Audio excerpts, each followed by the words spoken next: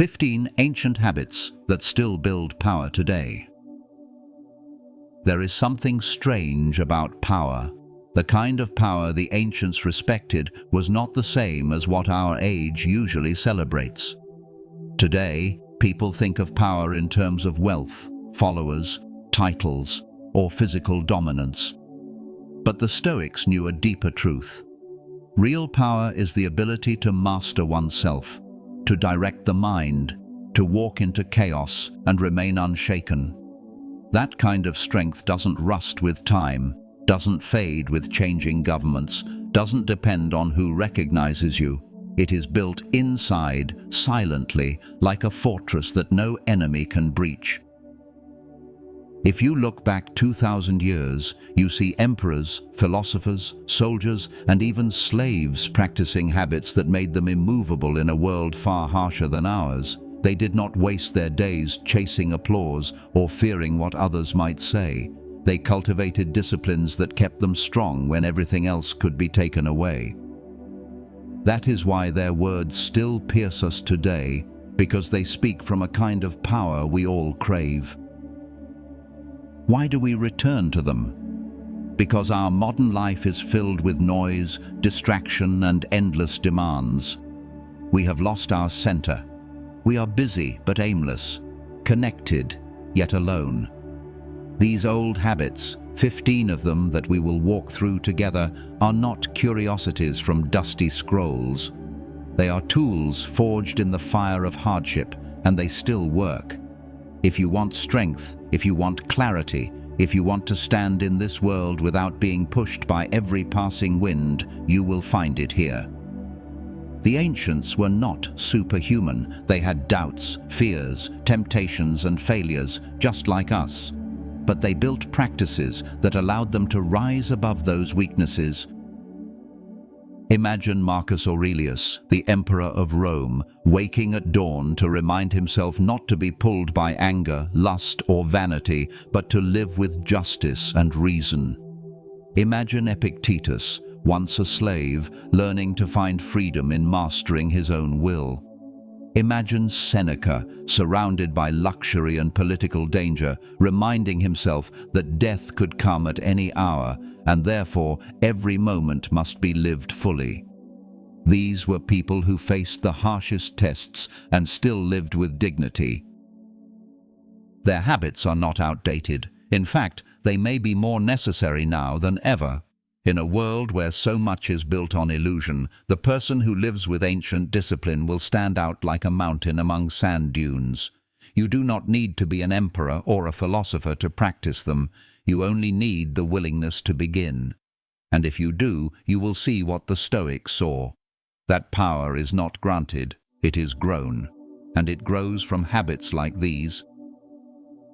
The first of these is simple, but it is the foundation for all the others. The habit of rising early and rising with purpose. Think of Marcus Aurelius again. He begins one of his meditations by scolding himself. At dawn, when you have trouble getting out of bed, tell yourself, "I am rising to do the work of a human being."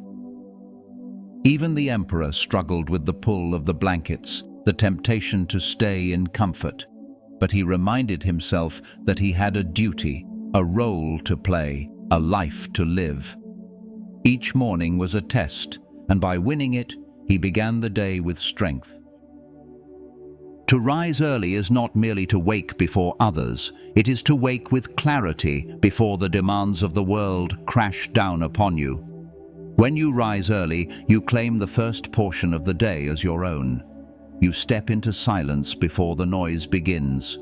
You remind yourself of what truly matters before the distractions creep in.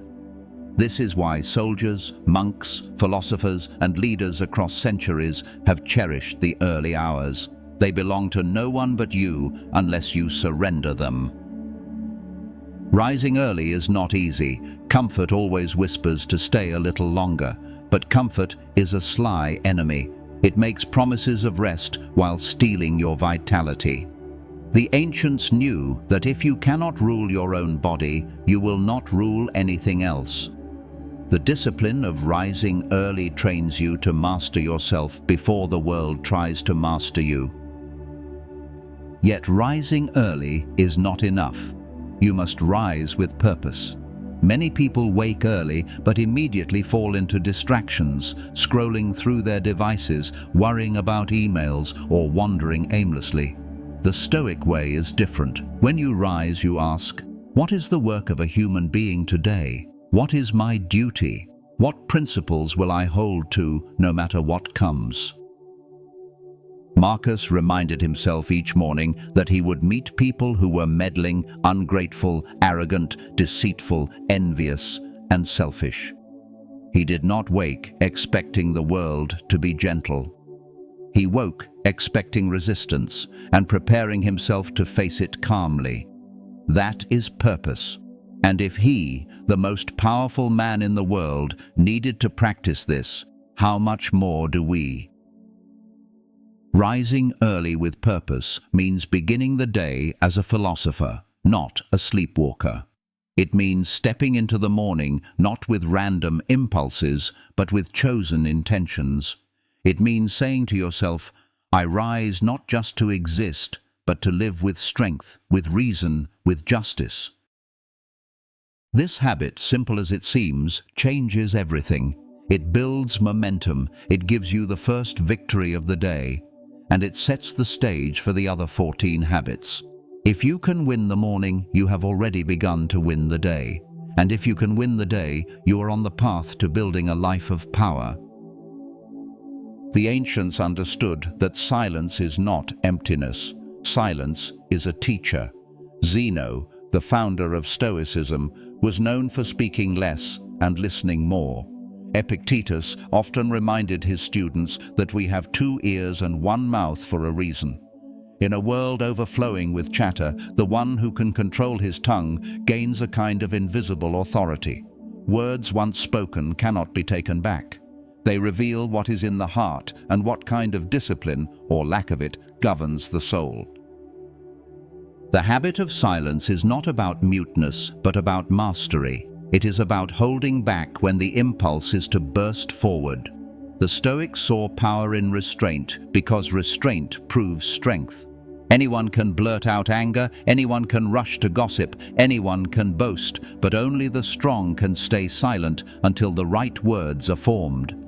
Silence is not weakness, it is the breeding ground of wisdom. Think of the courtroom, the council, the battlefield. The one who speaks less often holds more influence because when he does speak, people listen. Marcus Aurelius reminded himself not to waste words on things that don't matter. He urged himself to be like the rock against which the waves crash unmoved, while lesser men shout and curse with the storm. The rock does not argue with the sea. It endures. So too must we learn that silence in the face of insult, provocation, or foolishness is more powerful than any clever comeback. Practicing silence also guards the soul. When you speak less, you hear more, not just the words of others, but the whisper of reason inside yourself. You notice what others miss because you are not always busy filling the air. Silence sharpens perception. It turns chaos into clarity. It gives birth to patience, which is itself a form of power. In practice, this habit might mean pausing before answering. It might mean allowing others to exhaust themselves with noise while you conserve energy. It might mean deliberately setting aside time where you do not consume or produce words at all, but simply observe. In a society where everyone is desperate to be heard, the one who chooses silence discovers something radical. He does not need to prove himself with noise, because his life speaks for him. The Stoics knew that true wisdom is not in endless talking, but in well-chosen speech. Silence trains you to wait until your words can be arrows, not clouds of dust. And when you can master silence, you gain mastery over yourself. That is power. Just as silence shapes thought, so too does writing. Few practices reveal the soul as clearly as the habit of daily reflection through writing. Marcus Aurelius never intended his meditations for the world. They were his private notes, reminders to himself, confessions, corrections, exhortations. And yet, centuries later, those private words became one of the most enduring books of wisdom ever written. This shows us something important. Writing is not about display, it is about discipline. When you write each day, you hold up a mirror to your mind. You cannot hide from yourself on the page. The pen exposes contradictions, hypocrisies, illusions. It forces clarity. Thoughts that feel solid in the head often collapse under the weight of ink. Writing refines them, tests them, strengthens them. The Stoics knew this. That is why they wrote letters, treatises, journals, fragments. They used words not merely to communicate with others, but to wrestle with themselves. Seneca, in his letters, often examined how he had spent his day, what weaknesses he had noticed, what temptations had dragged at him. He was not trying to appear perfect. He was trying to become better. This is the purpose of reflection. Each evening you can ask, what did I do well? Where did I fail? What will I do tomorrow to improve? Over time, these small notes accumulate into wisdom, into a record of your growth, into a map of your character. Writing is also a form of liberation. Thoughts left unexamined can weigh like stones, but once written, they are released. They can be studied, understood, sometimes even laughed at. This habit prevents the mind from becoming cluttered with unspoken worries. It clears space for reason to breathe. And writing connects you with the great chain of thinkers before you. When you sit with your notebook, you sit with Marcus in his tent, with Seneca in his villa, with Epictetus among his students. You join the fellowship of those who sought not fame but clarity. Your words may never be read by anyone else, but the act itself shapes you into the kind of person who does not drift, but examines, who does not live by accident but with intention. In an age where most people's thoughts vanish into fleeting posts and shallow chatter, to sit down and write for yourself is a revolutionary act. It declares that your life is worth studying, that your soul is worth tending, that your mind deserves attention. And when you build this habit, day after day, you do more than fill pages. You build power, the kind that grows from knowing yourself. The Stoics were not philosophers who lived only in their heads. They understood that the body and mind are inseparably linked, and that weakness in one often infects the other. For them, training the body was not vanity, but discipline. It was a way to cultivate resilience, endurance, and the ability to bear hardship with dignity. A soft body often leads to a soft mind, easily overwhelmed, easily broken. A trained body, on the other hand, supports a firm spirit, ready to face whatever the world demands. Consider the soldier-philosopher. Marcus Aurelius did not write his meditations from the comfort of a library, but on campaign, in tents, surrounded by mud, disease, and the threat of death. His philosophy was not an escape from hardship, but a way to endure it. He knew that the mind could not rise above struggle if the body collapsed at the first sign of strain. Seneca spoke of the value of training with cold, with hunger, with physical discomfort, not to punish oneself, but to sharpen resolve. Even Epictetus, lame in one leg from the cruelty of his master, embodied the idea that strength is not measured only in muscles, but in the ability to endure suffering without breaking. Physical training for the Stoics was a reminder of mortality and limitation. To run, to lift, to struggle against weight or distance was to experience the truth of being human, fragile but capable of growth through effort. When you sweat, when your lungs burn, when your muscles ache, you are brought into contact with reality. The illusions of ease and comfort fall away. You meet yourself honestly. This honesty builds courage. In the modern world, where convenience cushions nearly every step, physical training is more necessary than ever.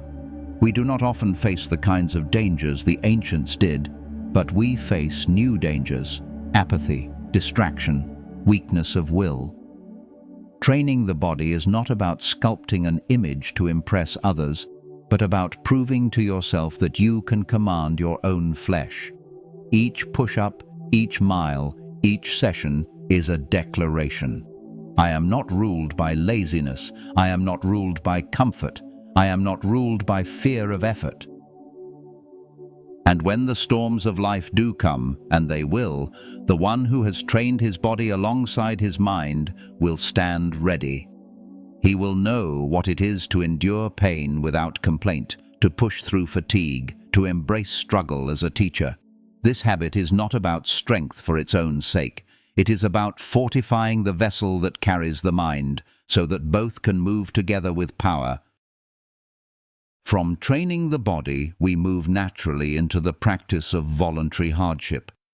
If physical discipline prepares us for strain, voluntary hardship prepares us for loss. Seneca advised his students to sometimes sleep on the ground, to wear coarse clothing, to eat the simplest food, and then to ask themselves, "Is this what I feared?" By choosing to live with less, they discovered that fear of poverty, of discomfort, of misfortune was far greater than the reality. The practice stripped fear of its teeth. This habit is not about glorifying misery, but about freedom. When you practice voluntary hardship, you prove to yourself that comfort is not your master.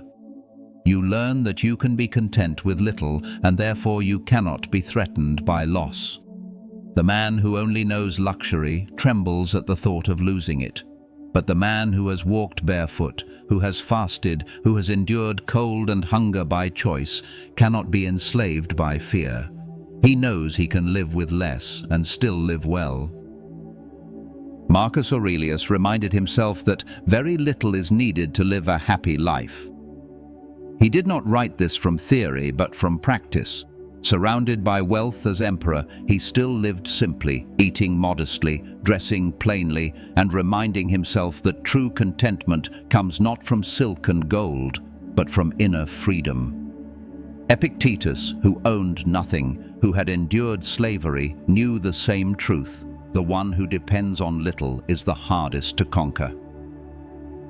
In modern times, voluntary hardship might look like taking cold showers, practicing fasting, walking instead of driving, detaching from constant digital stimulation, or spending time without the conveniences we take for granted.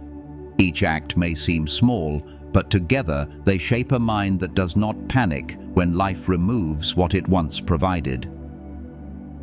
Why does this build power? Because the greatest power is fearlessness. And fearlessness is born from readiness. The one who has practiced poverty does not fear poverty. The one who has practiced discomfort does not fear discomfort. And when you strip away those fears, what remains is a person who cannot be easily manipulated, bribed, or broken. Voluntary hardship is the training ground of freedom. It teaches you that the worst the world can do is not so terrible. It transforms obstacles into opportunities. And in the end, it gives you a kind of wealth that fortune cannot touch, the wealth of needing little, and therefore fearing nothing. The Stoics held a practice that might seem grim to modern ears, but to them it was the doorway to clarity, the daily contemplation of death. Memento mori, remember that you will die. These words were not meant to depress, but to liberate. Death is the one certainty that unites all people, from emperors to slaves.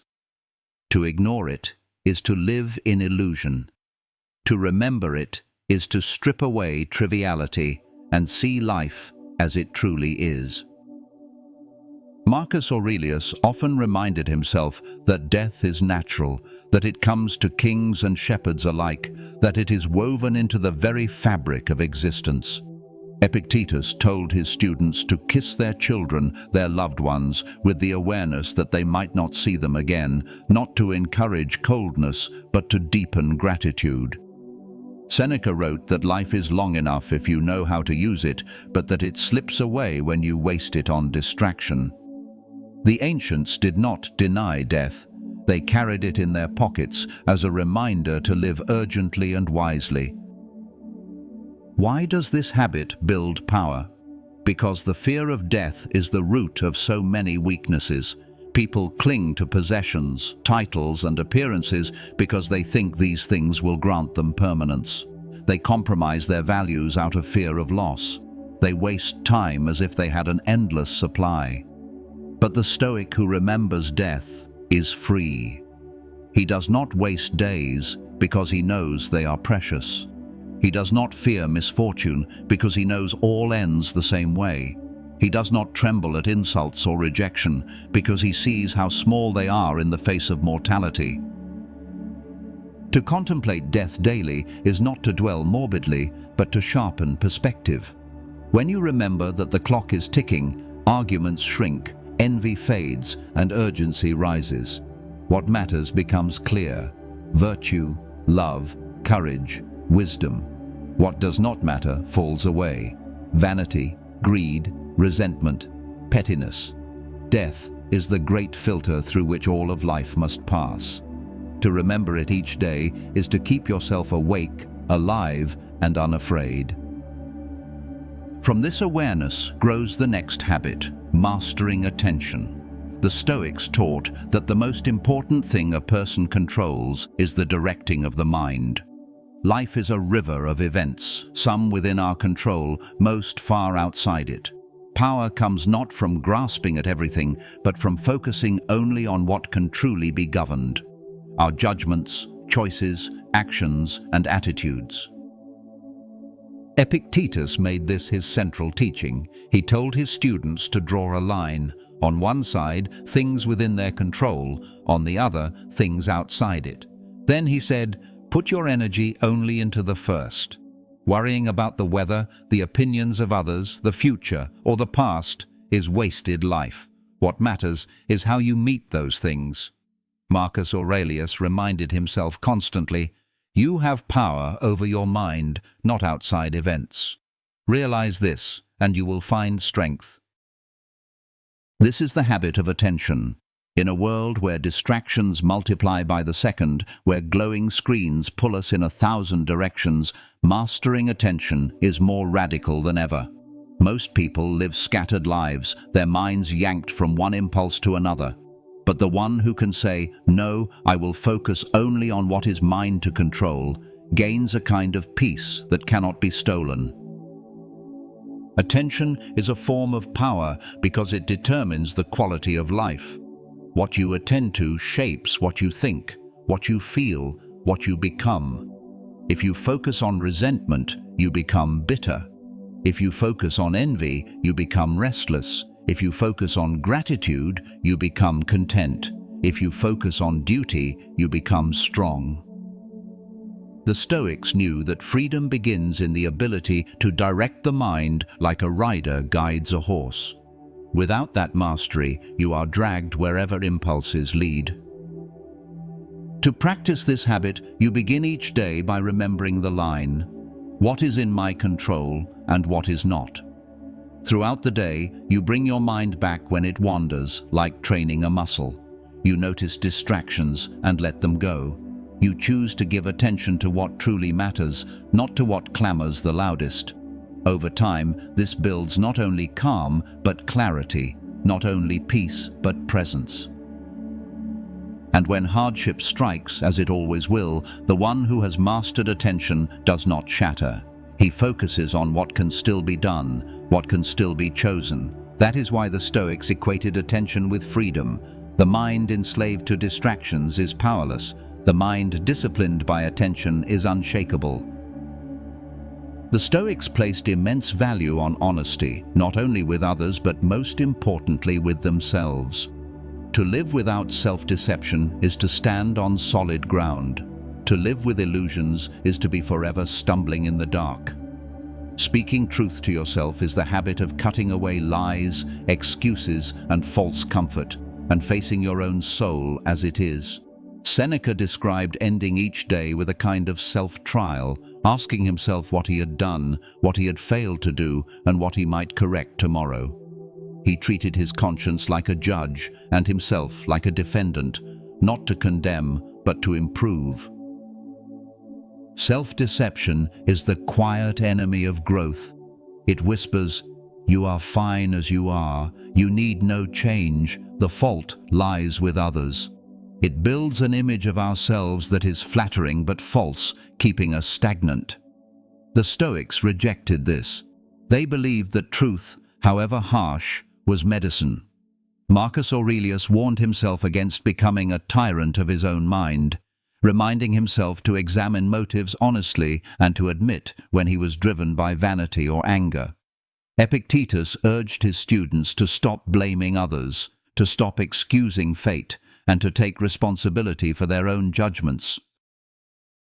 Speaking truth to yourself is not about self-punishment, but about clarity.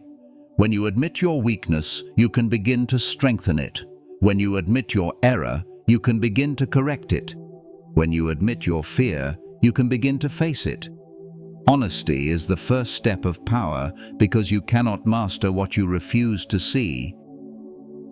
Practicing this habit means being willing to write down your faults without excuse, to notice when pride or envy has taken root, to admit when you have wasted time, and to confront it all calmly. It also means being able to acknowledge your virtues without false modesty, to recognize growth when it happens, and to build on it. The one who speaks truth to himself stands unshaken by praise or criticism, for he knows what is real within. From truth we move to justice, the habit that binds all Stoic practice to a higher purpose. Marcus Aurelius wrote that what injures the hive injures the bee. He meant that no man lives for himself alone. Justice is not merely a legal concept, it is a daily discipline. To act fairly, to treat others rightly, to remember that every decision affects not only yourself, but the community to which you belong. For the Stoics, justice was not optional, it was the highest virtue, because power without justice is corruption, and wisdom without justice is emptiness. Epictetus told his students that philosophy is meaningless if it does not result in right action toward others. Seneca reminded his friends that wealth and influence mean nothing if not used to benefit those around them. Marcus saw his role as emperor not as a license for indulgence, but as a duty of service to millions. Justice as a habit means considering not just what is profitable or convenient, but what is right. It means asking, does this harm another? Does this uplift or degrade the whole? It means holding yourself to fairness, even when no one is watching, even when you could gain advantage by deceit. True justice is practiced not in speeches, but in small daily choices.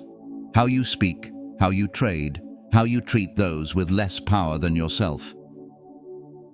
To practice justice is to build power of a different kind.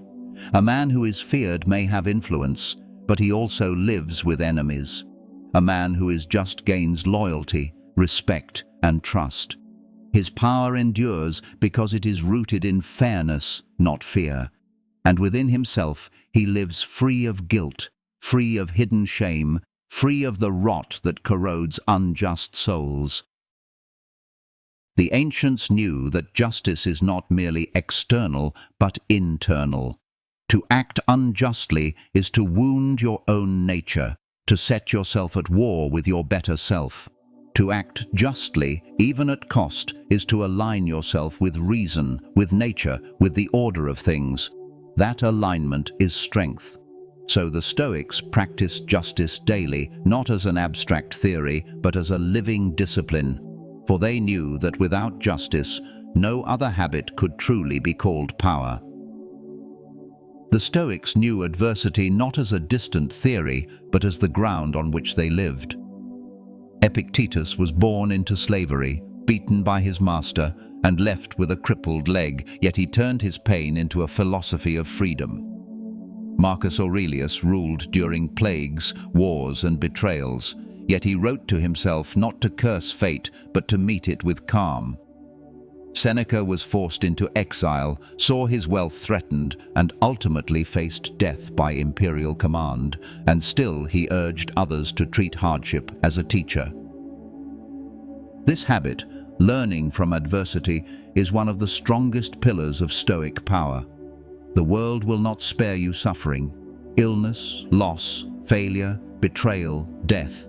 These come to all. The question is not whether you will face them, but how. The weak see adversity as an enemy. The Stoic sees it as an ally, a chance to strengthen what otherwise would remain fragile. When you suffer, you are revealed. Comfort hides weakness.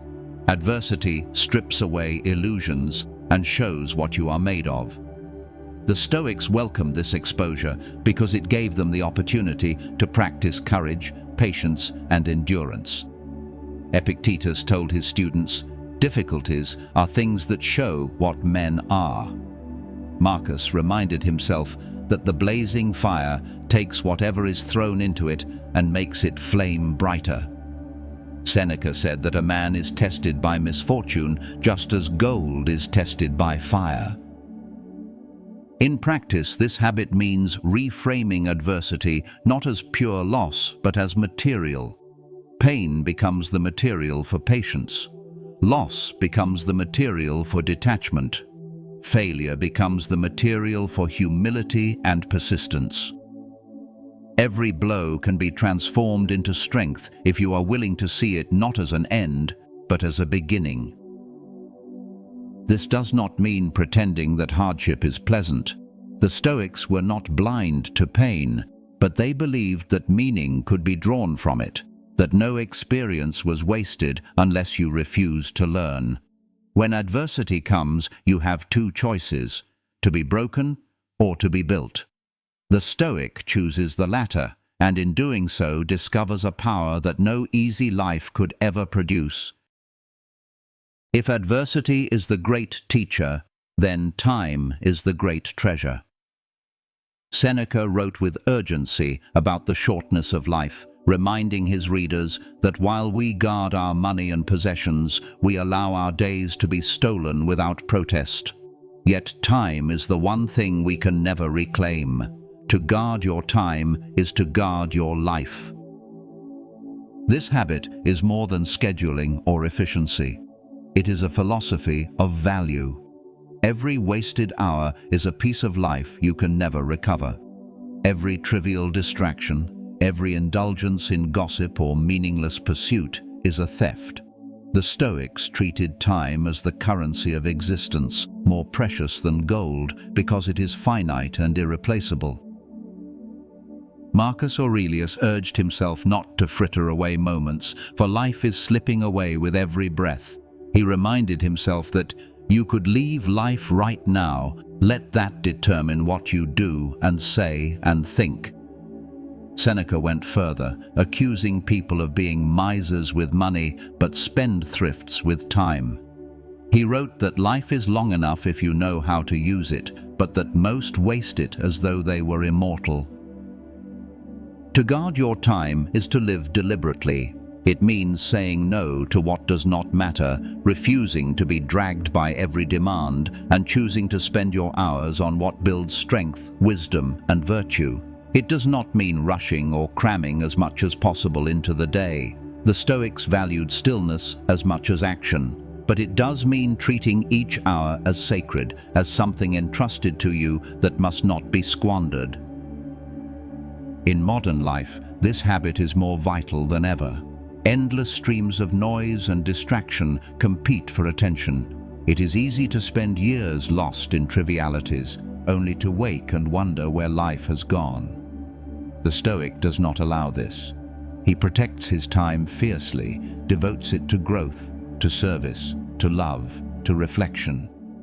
In this way, he ensures that when death comes, he will not say, "I did not live," but "I used what was given."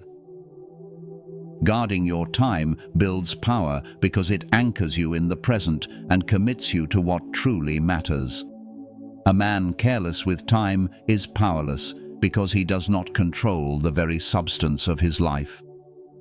A man deliberate with time commands his days, and in commanding his days, commands himself. The Stoics practiced gratitude not as a passing emotion, but as a deliberate discipline. Gratitude was not reserved for good fortune, but extended even to trials, for they believed every experience could serve the growth of the soul. Marcus Aurelius began his meditations by listing all those he was grateful for: teachers, family members, mentors, recognizing how much of his character was shaped by others. He did this not to flatter them, but to remind himself that no man stands alone, and that acknowledging the debt we owe to others is itself a form of wisdom. Gratitude builds power because it transforms perspective. A man without gratitude is always in deficit. No matter how much he gains, he feels poor because he focuses on what he lacks. A grateful man, on the other hand, feels rich even in modest circumstances because he recognizes the abundance already present. Seneca said, "He is a great man who uses earthenware dishes as though they were silver." Gratitude allows us to enjoy what we have without the constant hunger for more. This habit also softens the bitterness of hardship. When facing difficulty, the Stoic asked, "What can I learn? What can I still appreciate?" Even in pain, one could be grateful for endurance. Even in loss, one could be grateful for having loved. Even in exile, one could be grateful for freedom of thought. This is not a naive denial of suffering, but a refusal to let suffering erase what is still good. Gratitude turns life, however harsh, into a field where meaning can still grow. In practice, this habit may mean beginning each day with thanks for something small and ending each day by recalling what sustained you. It may mean remembering that simple food nourishes, that breath itself is a gift, that friendship and love are treasures beyond wealth. Gratitude keeps the soul anchored in sufficiency rather than chasing endless desire. And when desire loosens its grip, you gain the power to live freely. If gratitude grounds the soul, then the daily pursuit of wisdom directs it. The Stoics believed that no day should pass without learning something new, for the mind, like the body, must be exercised or it grows weak. They read, they wrote, they listened, they debated.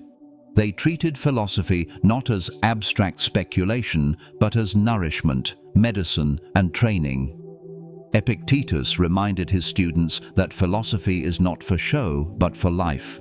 That one must learn not to talk like a philosopher, but to live like one.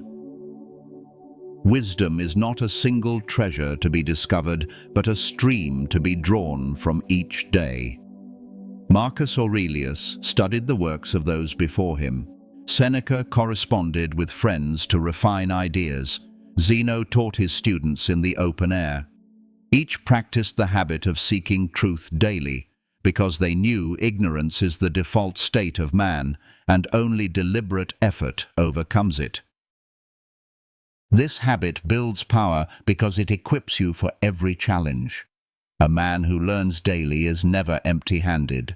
When adversity comes, he has principles to draw upon. When temptation arises, he has reminders of virtue.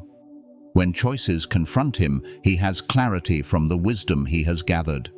Without constant learning, the mind grows stale and vulnerable to folly. With it, the mind sharpens and stands ready. In modern times, seeking wisdom daily may mean reading philosophy, reflecting on history, listening to mentors, or observing the lessons life offers in every encounter. It is not about quantity, but quality. Better to deeply absorb one sentence of truth than to skim 100 pages without reflection. Wisdom grows when knowledge is tested by experience and applied to action. The Stoics did not learn for the sake of appearing clever. They learned so they could live better, so they could act more justly, endure more bravely, and think more clearly. To seek wisdom daily is to admit you are always a student, never finished, always growing. And in that humility lies a source of great strength. For the one who keeps learning never stagnates, never becomes brittle, but remains alive, adaptable, and resilient. That is power in its purest form. The Stoics believed that no life could be called powerful if it was lived only for oneself. Service to others was not merely an option, but a duty woven into the nature of humanity. Marcus Aurelius reminded himself that man was made for cooperation, like the hands or the feet, and that to live against others was to live against nature. Epictetus told his students that the true philosopher does not isolate himself but contributes to the common good, showing others by example how to live with reason. Seneca, even while advising emperors, reminded them that power was justified only when it uplifted those they ruled. Serving others builds power because it frees you from the prison of selfishness. The man who lives only for his own gain is fragile. His happiness rises and falls with his possessions and his pride. But the man who serves others gains a purpose beyond himself, a strength that endures even when his own fortunes change. Service enlarges the soul, turning it outward, aligning it with something greater than fleeting desire. This habit does not require grand acts of charity or political office. It begins in small daily choices, treating others with dignity, listening when they need to be heard, giving time or knowledge without expecting return, doing your work well because others depend on it. Marcus, the emperor of Rome, practiced this by refusing to indulge in cruelty or revenge, even when it would have been easy. He saw his throne not as a privilege to be enjoyed, but as a responsibility to serve the empire. Modern life often glorifies self-promotion, but the Stoics remind us that true power is service. When you serve, you gain allies, you inspire trust, and you cultivate inner peace. And more than this, you fulfill the deepest law of nature, that man is not an island, but part of a larger whole. To practice service daily is to live in harmony with this truth, and in that harmony lies an unshakable strength. This leads us to the final and most comprehensive Stoic habit, aligning actions with nature. For the Stoics, nature was not just the external world of rivers and trees, but the rational order of the universe and the role each being plays within it. To live according to nature was to live in accordance with reason, to fulfill your function as a rational, social being, and to accept the flow of life as it unfolds. Marcus Aurelius constantly reminded himself to live in harmony with nature, to do the work of a human being without complaint, and to accept death as part of the natural cycle.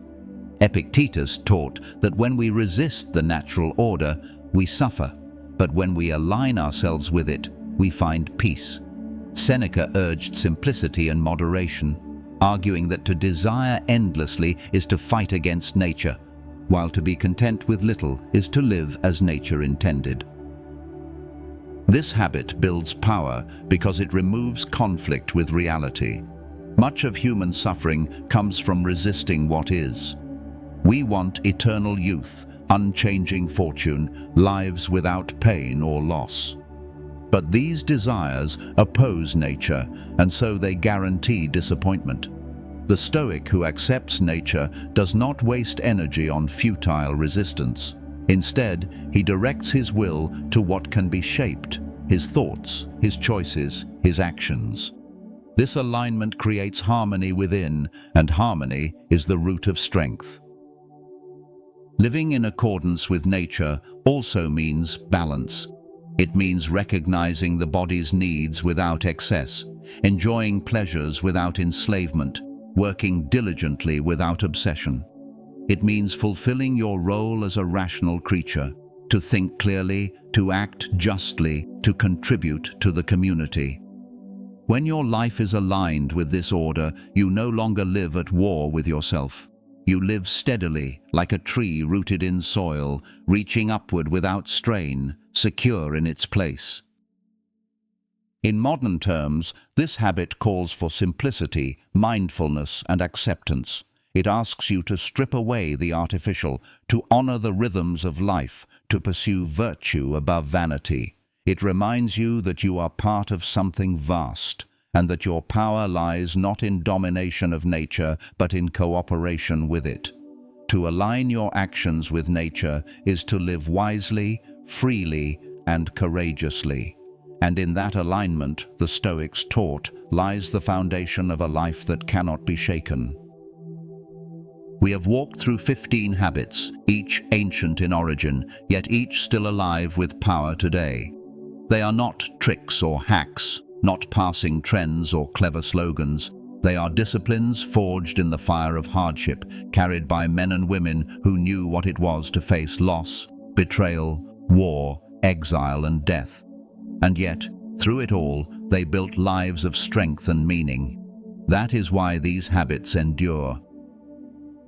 Think of what we have uncovered together: rising early with purpose, the victory over the bed, and the call to live deliberately. Practicing silence, the discipline that guards wisdom and grants weight to every word. Writing daily reflections, the mirror that shows the truth of your soul. Training the body, the vessel of resilience that carries the mind. Practicing voluntary hardship, the freedom that comes from needing little and fearing less. Contemplating death, the urgency and clarity that arise from remembering life's brevity. Mastering attention, the inner fortress that guards you from distraction and illusion. Speaking truth to yourself, the honesty that clears away self-deception and builds a foundation of strength. Practicing justice, the daily fairness that aligns you with the community of mankind. Learning from adversity, the ability to turn pain into power. Guarding your time, the fierce protection of life's most precious resource. Practicing gratitude, the recognition of sufficiency that brings inner wealth. Seeking wisdom daily, the humility and hunger that keep the mind alive. Serving others, the duty that turns power outward and enlarges the soul. Aligning actions with nature, the harmony that roots life in reason and frees it from conflict with reality. Taken together, these are not simply habits but a way of living. They form a path, and though the path is ancient, it is not worn out. Each step you take upon it makes it new, because you are the one walking it. The Stoics did not claim perfection. Marcus Aurelius struggled with fatigue and temptation. Seneca admitted to his own inconsistencies. Epictetus wrestled with anger and hardship, yet they did not give up. They returned to these habits day after day, shaping themselves little by little. That is the true secret. Power is not built in one grand act, but in daily practice. Imagine what your life would be if you lived even a fraction of these habits. Imagine waking each morning with clarity, moving through the day with attention, facing hardship without fear, and ending the evening with honest reflection. Imagine the freedom of not being chained to comfort, the calm of not fearing death, the joy of gratitude, the dignity of justice, the strength of service. This is not a fantasy. It is available to anyone willing to begin. You do not need to master all 15 at once. Choose one. Begin today. Rise early with purpose. Write a single reflection. Practice silence for an hour. Skip a comfort. Contemplate death for a moment. Protect 1 hour of your time. Thank someone. Study one page. Serve in one small way. Align one choice with reason. Do not wait until tomorrow, for tomorrow is not promised. Do it today, and you will feel the ancient power stir within you. The world is filled with noise, distraction, and weakness, but the one who practices these habits will not be overlooked. He will stand as the Stoics stood, calm in storms, unbroken in trials, clear in purpose, strong in soul. This is what it means to build power, not power over others, but power over oneself, for the one who masters himself cannot be conquered. The ancients are gone, but their voices remain. They whisper to you now, do not waste your days. Do not live by accident. Do not be ruled by fear or by comfort. Take up these habits, live them, and in doing so, discover a power that time cannot erode, that fortune cannot steal, that death itself cannot diminish. A power built daily, quietly, steadily, until it shines from you as it did from them. This is the Stoic way. This is the path of enduring strength. The only question that remains is this: will you begin